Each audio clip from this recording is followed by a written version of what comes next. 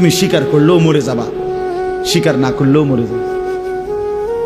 চোখ বন্ধ রাখলেও কবরে যাইতে হবে, চোখ খোলা রাখলেও কবরে যাইতে হবে। কি বলেন? রাজপ্রাসাদের মানুষটাও মরে যাবে, কুড়ে ঘরের মানুষটাও মরে যাবে।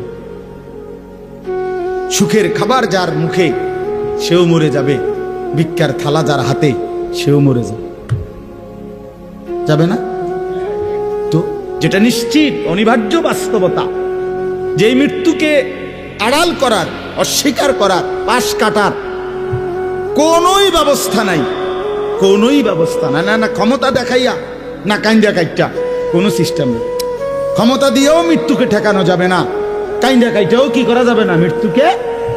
যেটা নিশ্চিত সেটাকে ভুলে যাওয়া কেন ভাই?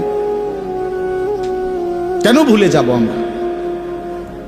আল্লাহর নবী সাল্লাল্লাহু আলাইহি ওয়াসাল্লামের যেই হাদিস আমি পড়ছি, এটাই নবীজি বলছেন, আকসিরু যিকরা হাদিমিল লাজ্জাত। আমার উম্মত প্রতিদিন বেশি বেশি ওই জিনিসটাকে স্মরণ করো যেটা তোমার সমস্ত স্বাদ, আহ্লাদ, সমস্ত ব্যস্ততা সবকিছুকে স্তব্ধ করে দিবে। সবকিছু, সেটার নাম মৃত্যু। হাদিসে আছে মৃত্যু সবকিছু বন্ধ করবে। তোমার নাক, তোমার চোখের দৃষ্টি, তোমার কানের শ্রবণ শক্তি, তোমার জবানের উচ্চারণ, তোমার জিহ্বার স্বাদ, তোমার হাতের নড়াচড়া, তোমার ব্যস্ততার এই জিন্দিগি স্তব্ধ করে দিবে। দিবে কিনা বলে?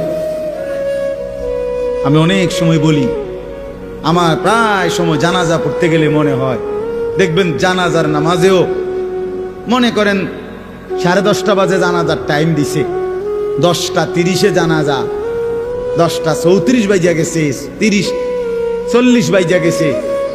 কিছু মানুষের এই পরিমাণ অস্থিরতা, এই মিয়া টাইম টেবিল ঠিক রাখো না, কইলা 10:30 জানাজা, 10টা মিনিট ওভার হয়ে গেছে, কতক্ষণ খাড় করায় রাখবা? মানে উনি ব্যস্ত, ওনার এই 10 মিনিট সময় নাই। আল্লাহর কসম বন্ধু, এই মানুষটাও এরকম ব্যস্তই ছিল।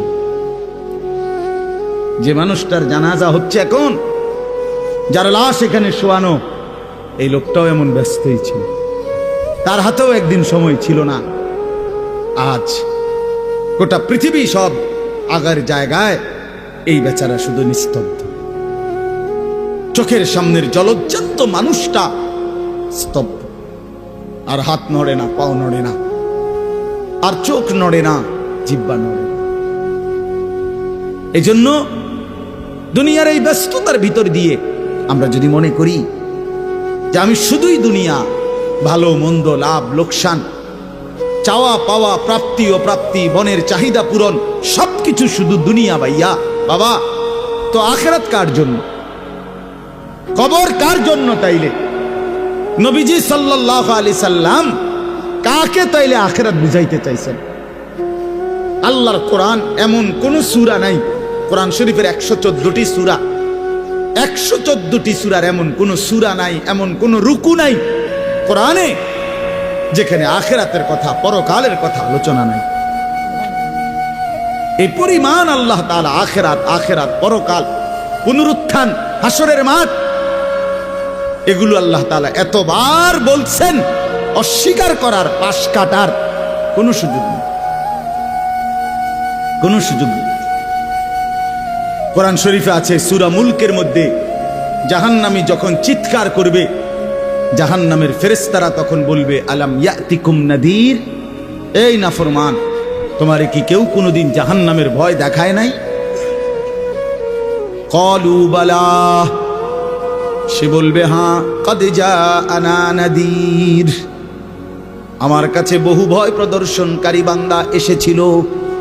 কত ইমাম, কত খতিব, কত আলেম, কত ওয়াইজ, কত বক্তা, কত পীর, কত মাশায়েখ, কত আউলিয়া, কত বুজুর্গ চোখের পানি ফেলে ফেলে বারবার বারবার আমার এই জাহান্নামের কথা বলছিল, কিন্তু ফাকাদ্দাবনা, আমি মিথ্যা মনে করেছি।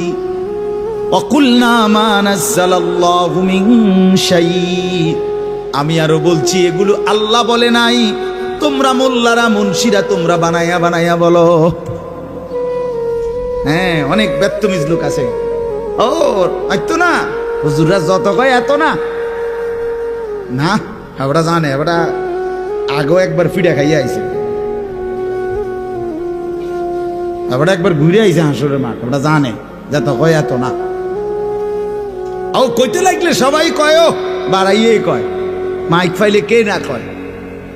এই সমস্ত বিদ্রুপ